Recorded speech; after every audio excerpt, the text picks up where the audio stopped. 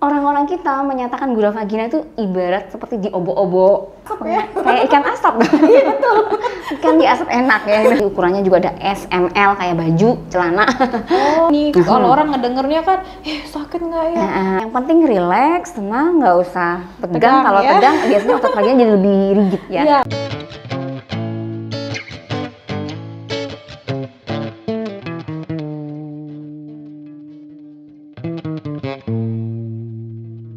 Selamat sore teman-teman semuanya. Kembali lagi bersama saya Nurul. Hari ini ditemani oleh Dr. Ratna yang udah famous banget nih ya di Klinik Mitra Keluarga di PKBI gitu kan. Teman-teman, hari ini kita akan membahas tentang gurah vagina, Dok. Jadi kan yang saya baca-baca nih ya di Google, gurah vagina itu kan sebenarnya ada negatif positifnya ya, tapi kok saya lihat banyakan negatifnya, Dok ya. Gitu. Padahal menurut kementerian sendiri nih, Dok ya, kementerian kita nih, Kementerian Kesehatan Republik Indonesia nih udah ada peraturan loh, Dok, tentang gurah vagina ini. Jadi mereka sudah mensahkan ya dengan nomor 176 tahun 2023, 1076, Dok. Dan gurah vagina ini telah disejajarkan dengan jamu, tabib, homeopati, aromaterapi, kayak gitu. Berarti kan sudah ada legalitasnya sebenarnya, Dok ya. Nah, cuman masih banyak nih yang takut buat nyobain gurah vagina gitu kan. Ternyata usut punya usut, setelah saya googling sana sini, itu ternyata mereka mikirnya oh itu sama dengan ratus. Dan karena itu dikerjakan di salon-salon, Dok ya, mungkin itu yang bikin masyarakat kok layanan di PKBI bisa dikerjakan mirip pelayanan salon gitu ya. Itu dia, Dok. Jadi itu yang ingin kita kupas sebenarnya. Apa sih perbedaan ratus dan gurah vagina khususnya yang di Klinik Mitra Keluarga? Nah, mungkin dokter bisa jelaskan sedikit dulu tuh tentang itu.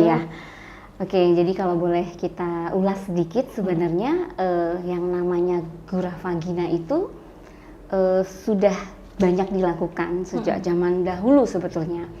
Bahkan di negara lain pun sudah banyak yang melakukan ya. Tapi perlu kita ketahui supaya ini nggak menjadi pemikiran yang keliru bahwa yang namanya gurah vagina itu tidak sama seperti yang teman-teman bayangkan ya, yang masyarakat yang di salon itu ya, Dok, bayangkan. Iya, jadi yang namanya gurah mungkin ini hanyalah sebutan atau bahasa yang digunakan untuk biar bisa lebih dipahami oleh masyarakat. Cuman akhirnya pemahamannya jadi melenceng sedikit atau gitu. mungkin karena terjemahan dari douche vagina yang bahasa betul. Inggrisnya. Iya, douche vagina, betul. Douche vagina itu udah diambil dari bahasa asing ya. Nah, jadi akhirnya kita terjemahkan secara mentah jadi gurah vagina. Iya, Orang-orang kita menyatakan gurah vagina itu ibarat seperti diobok-obok, diubek-ubek gitu ya, padahal juga nggak seperti itu. Jadi yang namanya gurah vagina itu mungkin ada baiknya kalau menurut saya kita perhalus lagi. Jadi salah satu cara untuk membersihkan vagina secara medis, secara steril itu yang boleh saya sampaikan ya. Berarti harusnya dilakukan oleh tim medis ya, Dok, tidak ya? dilakukan oleh sembarang orang. Terutama apalagi yang tadi disampaikan di salon-salon itu sebetulnya nggak boleh, bukan nggak boleh, ya nggak boleh ya, maaf. Tapi ini mungkin karena mereka sejajarkan dengan yang namanya tadi ratus. Nah, kalau ratus itu kan yang kita tahu adalah metode pengasapan. Dengan pengasapan ini diharapkan mungkin mengurangi bau atau aroma nggak sedap. Kemudian membuat dia terasa lebih kesat, tapi sebetulnya juga tidak sama, benar-benar tidak sama. Nah, jadi pemirsa ya, teman-teman mungkin perlu diingat bahwa gurah vagina ini harusnya dilaksanakan oleh tim medis yang berpengalaman gitu ya, makanya di klinik oleh bidan boleh untuk oleh dokter, oleh mungkin kalau perawat pun perawat yang terlatih gitu. Nah, kalau boleh kita masuk lagi lebih dalam di apa sih yang dilakukan? Nah itu, Dok, iya itu dia ya. Jelas, apakah ada pengasapannya gitu kan, kayak di asap-asap ya. Kayak ikan asap. Iya betul. Ikan di asap enak ya. Tapi kalau dari kacamata saya sebenarnya pengasapan itu tidak mampu atau tidak bisa metode itu dilakukan gunanya untuk membersihkan atau menghilangkan bakteri, tapi hanya ya sekedar aromaterapi dari luar seperti itu. Itu Berbahaya dok di asap-asap gitu? Nah, kalau bayangan saya sebenarnya kita aja deket-deket asap nggak enak ya, iya, betul. bau asap, tapi ini mungkin ada aromaterapi yang diberikan gitu. Nah, kita masuk lagi untuk langkah-langkah tadi. Sebenarnya untuk gurah vagina ini sendiri, jadi yang tadi vaginal douche tadi, itu dilakukan dengan tenaga profesional ya, dilakukan dengan cara yang ada aturannya tersendiri, ada aturan operasionalnya sendiri. Jadi langkah-langkah dari A sampai Z itu semuanya ada aturannya. Jadi tidak serta-merta kita lakukan dari pembersihan dari organ reproduksi wanita bagian luar ke tengah. Nah, itu sudah sampai tengah, nggak boleh sampai ke dalam lagi. Itu ada batasan. Ya. Jadi kita bersihkan dengan cara yang steril. Ya, tentunya mungkin pembersihan dari organ reproduksi bagian luar itu dibersihkan dengan cairan tertentu, cairan yang sangat steril. Kemudian rambut juga kita bersihkan. Ini luar dalam ya, iya, dok, luar ya? dalam. Mulai Jadi rambut benar-benar itu sebenarnya para wanita juga harus aware, jangan rambutnya dibiarkan menjuntai. Ini maksudnya juga harus mungkin biar feminin, biar bisa jadi harus dibersihkan ya, jangan terlalu panjang. Kadang-kadang kita kalau pipis di lantai jangan sampai kena lantai, yaitu gunanya tujuan utama sih rambut boleh ada ya, tapi jangan lebih dari ya minimal 1 cm atau setengah cm dari permukaan kulit. Memang ada gunanya rambut kita untuk menghalangi masuknya serangga, kemudian mikroba lainnya, sebagai penyaring istilahnya ya. Tapi kalau udah namanya bakteri yang kecil, virus ya mungkin lolos, nggak bisa ya. Tapi paling tidak dari pintu kita udah membersihkan dulu ya, menjaga kesehatan reproduksi kita. Nah, kemudian setelah dibersihkan secara aseptis, kemudian kita masukkan lagi ke dalam yang namanya cecer bebek. Cecer bebek itu ada yang terbuat dari besi stainless, itu bisa steril lagi, dicuci bersih, disterilkan, kemudian itu bisa digunakan lagi. Tapi sekarang udah ada lagi yang sekali pakai. Iya, cecer bebeknya sekali pakai. Jadi benar-benar steril ya. Iya, jadi sekali pakai, satu orang buang. Gitu. Nah, itu dengan cecer bebek ini bisa membantu petugas kesehatannya untuk melihat apa nih yang ada di dalam nih. Jadi membuka organ gitu ya, kita mulai masuk ke organ reproduksi bagian dalam ya. Dibuka, kemudian kelihatan. Nah, inilah susahnya, ini barang udah antik banget ya, udah di dalam, udah tersembunyi. Kita lihat sendiri nggak bisa. Harus pakai alat. Iya, harus pakai alat, harus ada yang lihat. Nah, yang lihat tuh siapa ya? Petugas ya. Jadi dilihat apakah ada erosi, apakah ada keputihan yang berlebih, yang lengket di dalam, itu juga perlu kita lihat. Kadang-kadang memang tidak disadari keputihan itu nggak selalu muncul di permukaan pakaian dalam, nggak selalu terasa basah di permukaan organ intim kita. Jadi ada yang di dalam, ya sifatnya pekat tuh biasanya kalau ada infeksi jamur, biasanya lengket di dalam, nggak kelihatan. Udah dibuka baru kelihatan. Iya, dia. Nah, pas dibuka ini, kalau orang ngedengernya kan, sakit nggak ya? Ternyata aku ngalamin, enggak, aku nggak sakit. Iya, aku juga pertama takut dong, tapi pas udah ngecobain ternyata nggak sakit kok. Jadi yang penting relax, tenang, nggak usah tegang. Kalau ya? tegang biasanya otot vaginanya jadi lebih rigid ya. Iya, ototnya Jadi dan tentunya alat yang dipakai ini kan dia udah sesuai dengan ukuran. Iya, ukuran lebar vagina sama panjang vagina orang Indonesia ya. Jadi ukurannya juga ada SML kayak baju, celana. Ada SML-nya ya. Oh, aku baru tahu loh. Gitu ya. Jadi kira-kira nih, kayaknya S. Ya udah, pilih yang kecil gitu. Jadi nggak terlalu sakit. Iya. Kemudian setelah tindakannya kita inspeksi dulu. Inspeksi itu dilihat apa yang terlihat, ditulis, dicatat. Bila perlu difoto nih Bu. Nih. Dalamnya ibu nih, organ reproduksinya di dalam nih kelihatan ada ini nih. Oh gitu ya. Dan Yang itu normal bisa- tuh seperti ini bu. Yang ibu punya seperti ini. Jadi kita jadi bisa kita lihat infokan pembandingnya ke ya. pasien. Ya. Dan itu kita bisa langsung identifikasi Iya, ya masalah-masalah di betul. dalam situ yang Mhm. kita lihatnya sehat-sehat aja nih Iya. kayaknya gitu. Dan kalau ada yang udah menikah, pasangannya, suaminya pun nggak bisa ngelihat, nggak paham. Iya, iya. Ya betul. harus dibuka pakai cocor bebek tadi. Mm-mm. Gitu. Dan itu setelah itu Bisa apakah dilihat di foto, misalkan mau dilakukan pemeriksaan pap smear atau pemeriksaan sekalian bisa ya, lewat atau Gurah pemeriksaan infeksi menular seksual. Jadi kadangkala ada infeksi-infeksi di dalam organ reproduksi kita yang tidak kita rasakan. Tiba-tiba setelah beberapa hari kok ada terasa lebih basah, lendir, kemudian aroma berbau. Nah akhirnya baru tahu. Padahal kalau kita sering periksa, check up, membersihkan, ya mudah-mudahan tidak sampai sering muncul keluhan-keluhan seperti itu. Gitu. itu kalau boleh tahu seberapa sering sih kita boleh gurah vagina ya? Ya, kalau gurah vagina itu kan dibersihkan, yang penting tidak dengan maksud mematikan bakteri flora normal ya. Kita di dalam organ reproduksi itu ada namanya flora normal yang perlu dijaga juga kelestariannya. Jadi tidak serta-merta kita bunuh organ mikroba tersebut. Jadi boleh aja sebulan sekali setelah haid, silakan. Oke. Gitu ya. Tuh pemirsa, ada floral yang harus dijaga kelestariannya. Iya. Nggak hanya tanaman loh, kita juga harus jaga kelestarian di dalam nih. Ya. Oh jadi nggak boleh terlalu sering juga kali dok Iya, ya, kayak benar. misalnya sebulan 3 kali biar bersih setiap minggu. Nggak boleh juga, ya? betul. Harus dikasih juga mereka hidup secara Iya, normal betul. ya. Berarti sebulan sekali dok Iya. ya idealnya.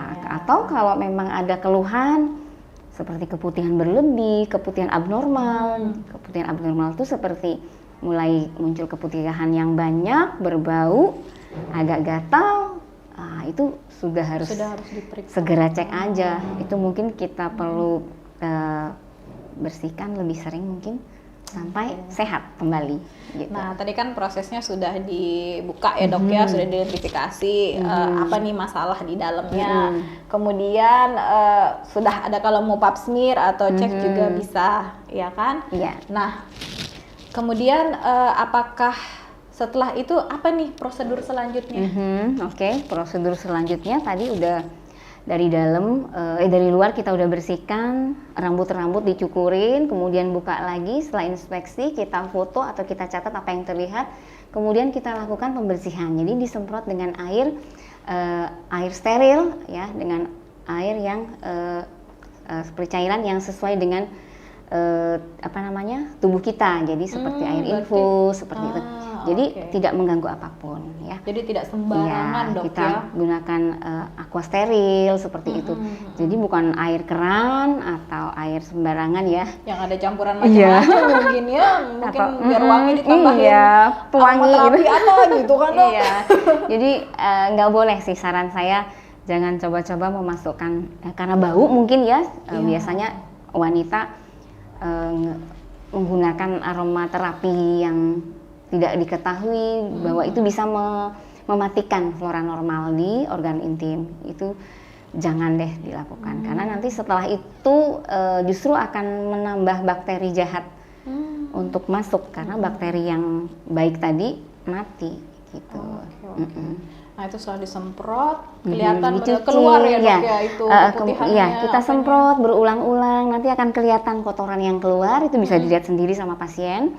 Jangan kacamata ya. Iya, langsung. kemudian ada kalau sudah disemprot berulang-ulang itu biasanya ada yang lengket di dinding vagina, keputihan yang sudah lama mungkin yang tidak bisa keluar dengan sendirinya, itu kita bantu untuk bersihkan.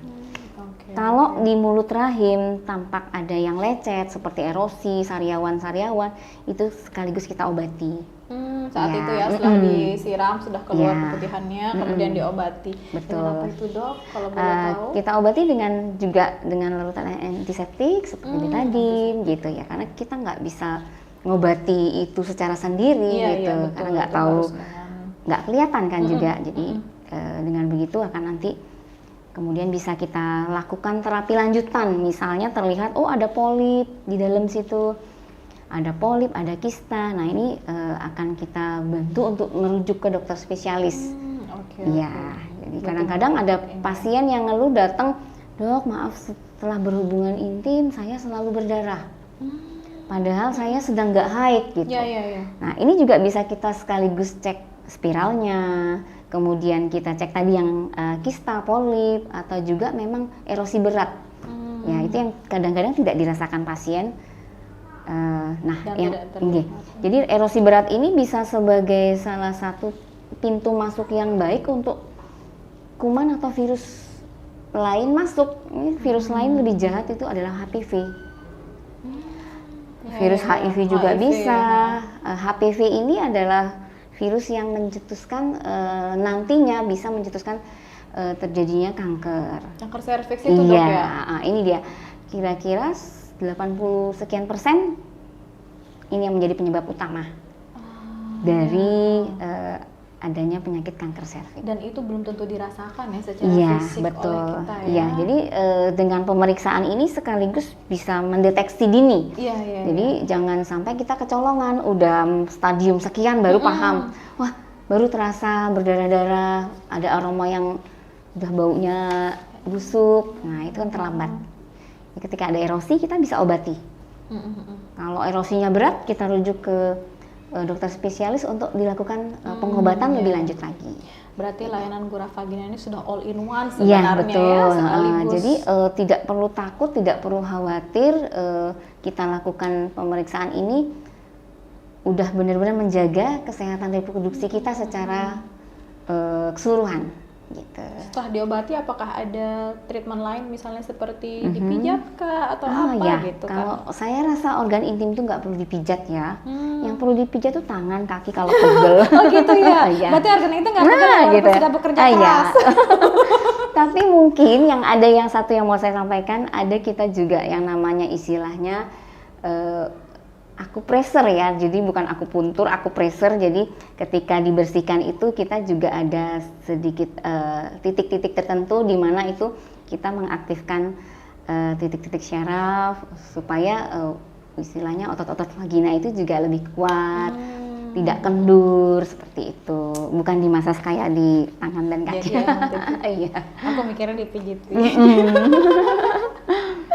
Oke dok, oke deh.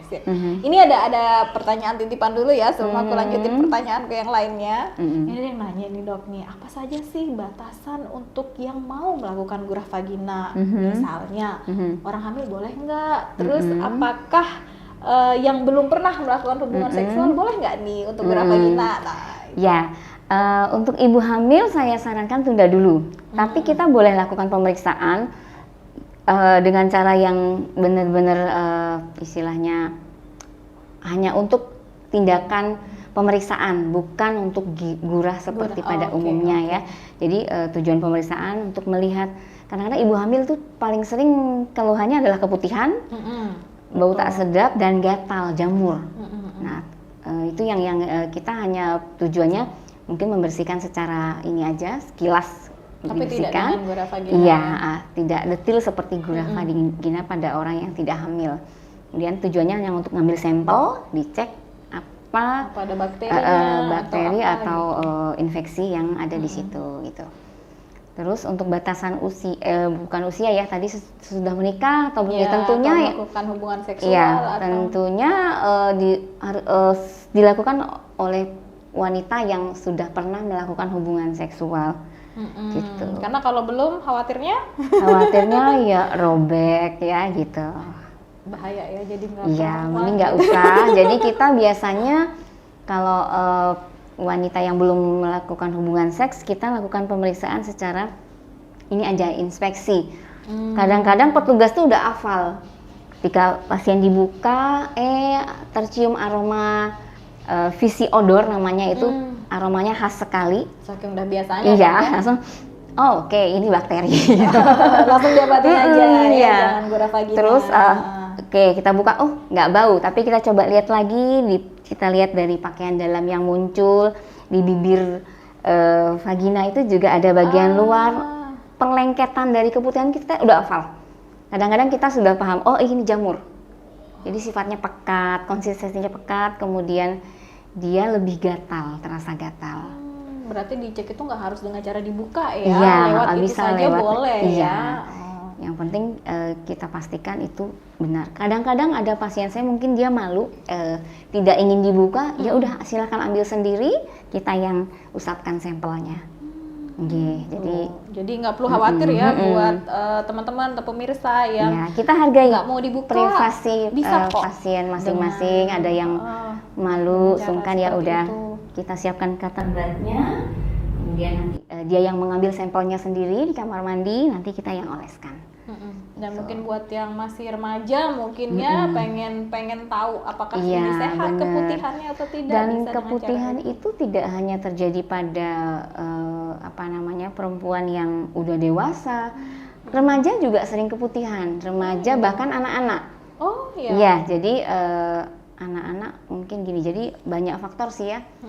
Beberapa anak-anak mungkin pakaian dalamnya dicuci terlalu banyak menggunakan semprotan. Ya, jadi dari biasanya kadang ngelondri ya, disemprotin biar wangi cuciannya. Nah, kadang-kadang itu juga mengganggu flora normal. Akhirnya beberapa hari keputihannya berat gitu. Terlalu wangi juga tidak bagus ya, Dok. Jangan terlalu wangi. Yang paling pas itu yang khas aromanya. Yang khas ya? Iya, khas itu apa ya? Kalau dibilang aromanya itu mungkin saya saya gambarkan itu seperti aroma apa ya? Ya aroma liur kita seperti biasa itu sebenarnya nggak ada aroma sih sebenarnya ya. Kayak aroma di mulut aja. Jadi dokter udah tahu ya kalau misalnya pasien baru datang, wah ini normal nih. Oh ini bermasalah ini nih. Iya, jadi hidung nih harus diajarin pintar juga. Cuma saya hari ini lagi pilek ya dok ya, jadi nggak bisa mencium itu. Gitu. Oke, nanti kalau udah sembuh dicoba. Oke. Nah ini dok nih, setahu saya nih ketika saya baru bergabung dengan klinik mitra keluarga kan sering banget nih, aduh dokter Ratna, ya kepo dong saya. Nah dokter Ratna ini adalah pencetus gurah vagina di awal ya kan? Dan saya ingin tahu nih pengalaman apa yang dokter alami sehingga menyarankan layanan ini sebagai salah satu cara pengobatan untuk keputihan yang membandel, karena saya pernah dengar cerita itu. Nah mungkin saya di-share. Ya, jadi awalnya saya itu bergabung dengan klinik mitra ya. Jadi saya di situ tuh memang klinik mitra keluarga itu adalah klinik yang memang bergerak. Jadi tujuannya itu adalah membantu pasien untuk kesehatan reproduksinya. Jadi mulai dari kontrasepsi, pemasangan kontrasepsi, kemudian beralih juga dengan infeksi-infeksi yang terjadi di organ reproduksi. Nah, di situ saya menemukan pasien-pasien yang terinfeksi organ reproduksinya banyak sekali. Saya juga sampai nggak nyangka mereka itu rata-rata tidak hanya dari kalangan pasien menengah ke bawah, jadi pasien menengah ke atas juga banyak. Oh iya, padahal kalau kita pikir sudah hygiene-nya ternyata ini yang menjadi saya akhirnya melihat ini adalah ada ketidakpahaman dari perempuan-perempuan bahwa mungkin namanya organ reproduksi itu kan tabu ya. Kalau diungkap ada keluhan ini, keluhan itu malu. Iya. Kadang dengan pasangan sendiri pun malu. Betul. Ya. Akhirnya mau cari dokter spesialis pun malu cowok. Akhirnya yang cewek aja, mana sih dokter spesialis kandungan yang cewek. Nah, tapi itu pun mereka masih khawatir ragu. Masyarakat kita kan akhirnya kebetulan ke PKBI ya, kemudian ketemu saya coba sampaikan bahwa ternyata mereka sudah berkali-kali ke dokter spesialis ya. Di dokter spesialis mungkin juga dari sana saya tanyakan, dokter tidak meriksa. Jadi saya hanya ditanya keluhannya apa gitu. Akhirnya oke, saya bilang gitu, dikasih obat. Selesai. Sekaligus obat jamur, obat bakteri. Wow, tanpa tahu itu jamur atau bakteri. Jadi kan itu mungkin ini ada juga yang namanya cara kita menterapi, dokter itu menterapi dengan pendekatan klinis namanya. Jadi nggak harus dengan lab karena kelamaan kadang-kadang. Dok, saya keputihan, bau nggak enak gitu. Ya udah, putihnya kayak apa gitu yang seperti tadi saya sampaikan. Tapi alangkah bagusnya kalau memang itu di swab. Jadi lendir itu di swab, diperiksa di laboratorium, kelihatan kumannya apa, kita obati. Dan ini nggak dilakukan ya Iya, saat itu kebetulan iya.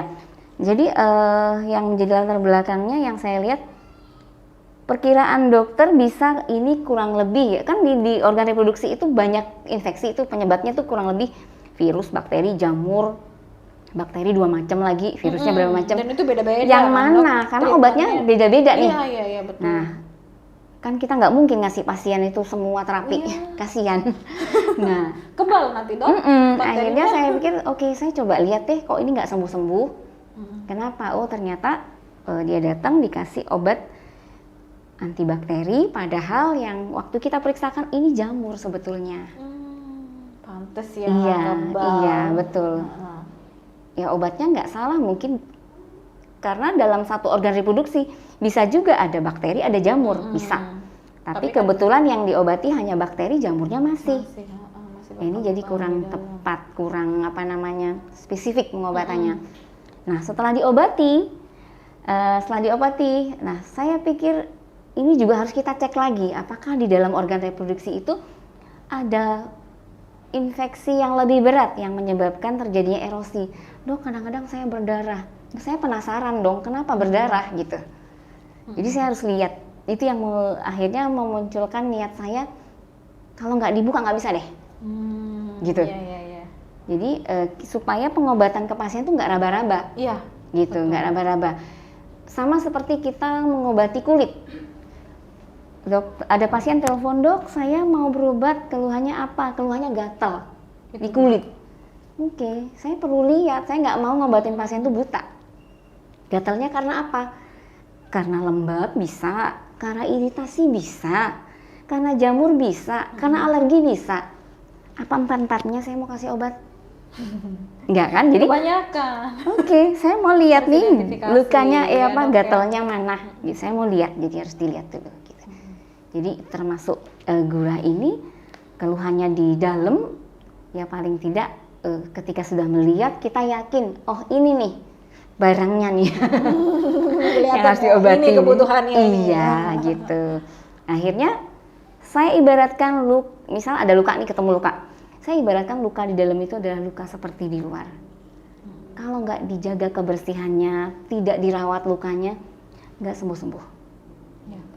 Apalagi itu di dalam, di area yang tertutup, sudah ditutup lipatan-lipatan, ditutup pakaian dalam, celana jeans, belum lagi tambahan jaket. Nah, jadi dia terlalu lembab. Ya, kapan sempat dia untuk bersih dan steril ya. Nafas.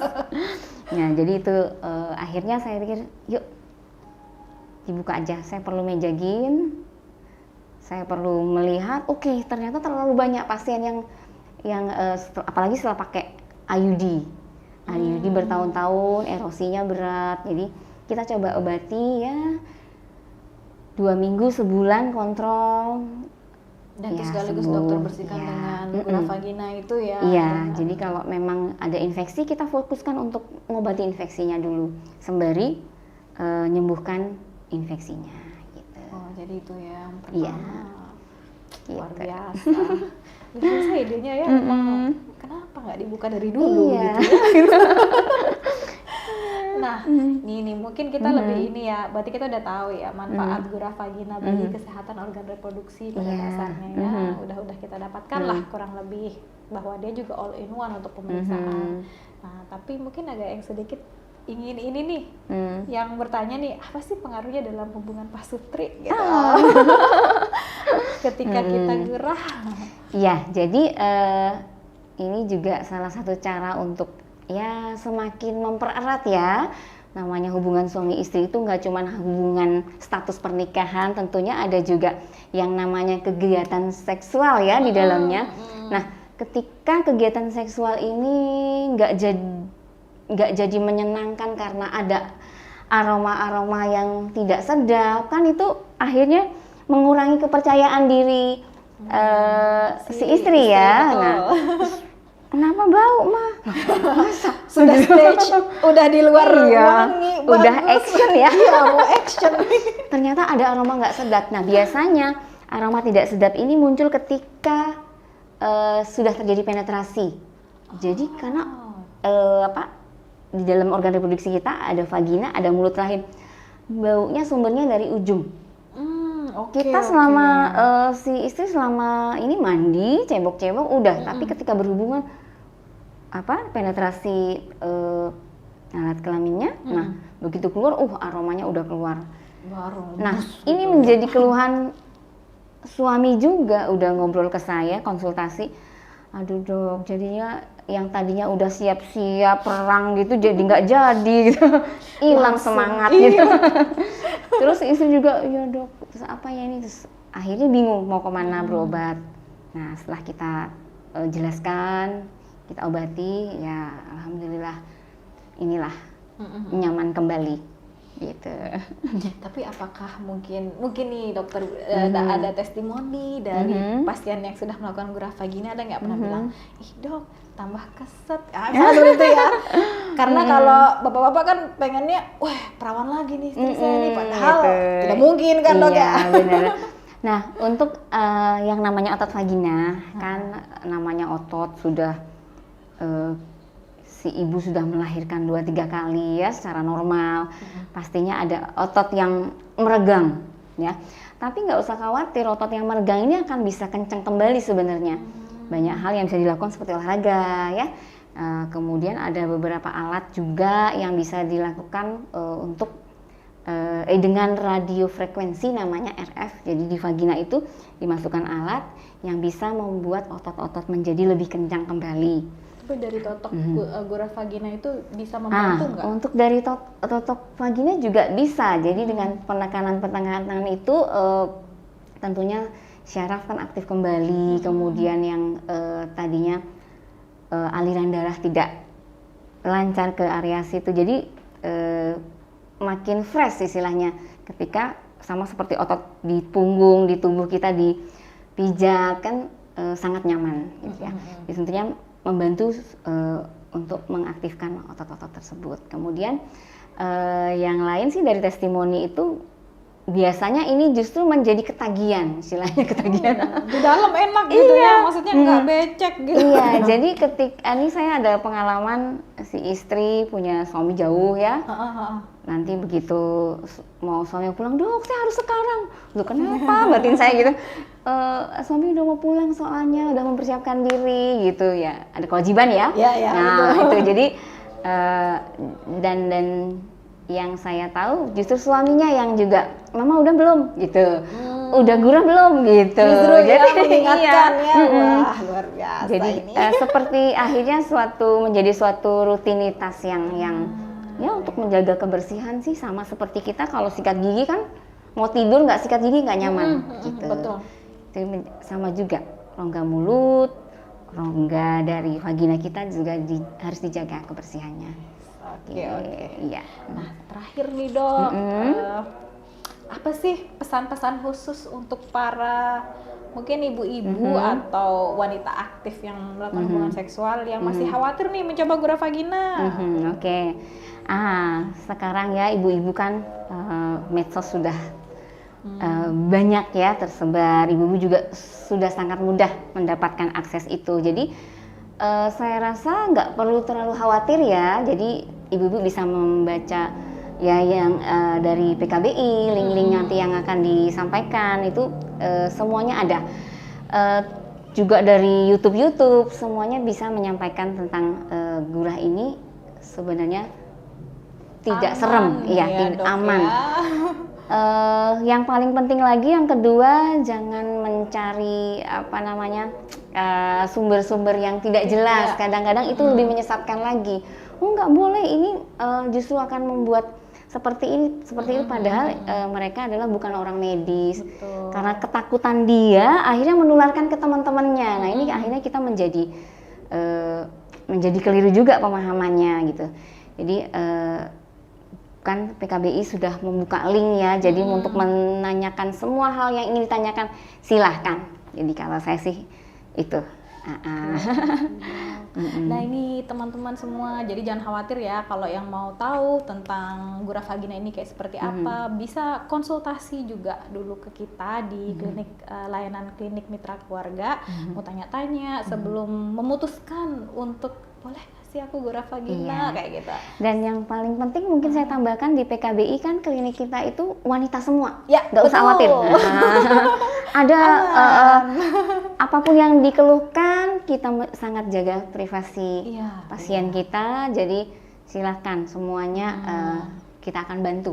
Nggak usah malu, nggak usah ragu, aman.